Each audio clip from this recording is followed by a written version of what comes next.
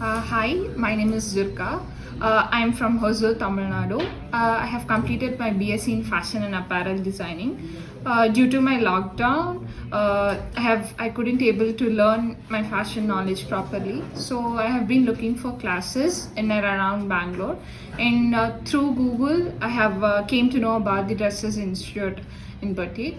I have come here and I have inquired about the course, and after explaining the course structure, I have opted for Blouses and Dresses course. It is a 3 months course. I have learned about from the initial, like from the basics I have came to learn about, from taking measurements, drafting, patterns, dresses, tops, pants, and blouses, and different types of blouses.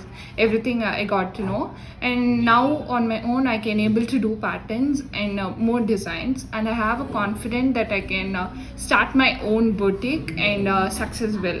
And like I should thank my staff and ma'am for making. I'm thankful to sir for teaching me and giving me knowledge about more about the fashion industry, and thank you the Dresses Institute for giving me the opportunity and leading me to success. Yeah.